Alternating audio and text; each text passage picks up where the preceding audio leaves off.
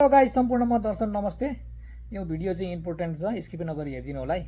हिजो मैले चाहिँ बनाएको थिएँ चाहिँ एसएसएफ फन्डमा चाहिँ कसरी जम्मा गर्ने, जम्मा गर्नको लागि सबमिनेसन नम्बर कसरी बनाउने भन्ने कुरो चाहिँ मैले चाहिँ भनेको थिएँ अनि बनाएको पनि थिएँ, देखाएको पनि थिएँ। धेरैले भिडियो हेरिदिनु भएको पनि छ, धन्यवाद। अनि आज चाहिँ म चाहिँ यो चाहिँ ई सेवाबाट चाहिँ कसरी पे गर्ने, पे गर्नु त वालेट चाहियो, त्यहाँबाट पे गर्न मिल्दैन हैन, कसरी पे गर्ने भन्ने ढिलो नगरिकन म भिडियोतर्फ जाँदैछु। ल पुरा हेर्नु होला है। ल गाइज, म ई सेवामा आइसकेको छु। अब चाहिँ हामीले चाहिँ सर्वप्रथम यहाँ चाहिँ हेर्दै जानु छ है, गभर्नमेन्ट पेमेन्ट कहाँ छ त्यहाँ जानुपर्ने हुन्छ है। एसएसएफ फन्ड अथवा चाहिँ यो विभिन्न traffic fine payment, passport payment लगायत विभिन्न छन् यहाँनिर। यहाँ धेरै क्याटेगोरीमा छन् यहाँ है। अब यसमा चाहिँ हामीले जानुपर्ने हुन्छ सोसल सेक्युरिटी फन्ड। यसमा चाहिँ ल हेर्नुभयो।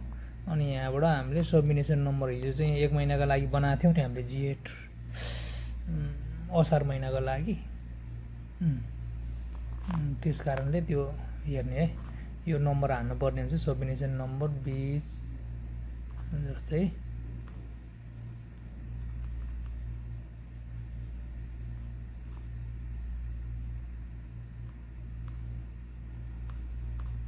यो चाहिँ हामीले सबमिनेसन नम्बर हाल्यो। इम्प्लोइ आइडी चाहिँ यस्तो है, यो चाहिँ फेरिँदैन है।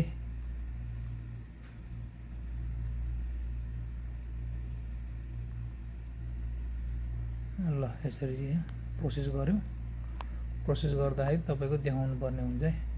यहाँनिर चाहिँ देखायो है, सबमिनेसन नम्बर चाहिँ पुनः चेक गर्नु होला है। 2083 4.0 47 97 25 यो चाहिँ आवश्यक छ है। वैशाख जेठको सुरु गरेको थियो, जेठमा टक्क है, जेठको भनेर आयो, वैशाखसम्मको थियो, 1 महिना गराएको थिएँ। यो 2596 रुपियाँ 86 भनौँ न, 2500 नै पऱ्यो लगभग। ल यसमा चाहिँ प्रोसेसमा चाहिँ रङ छैन, सही छ भने प्रोसेस गर्नुहोस् है।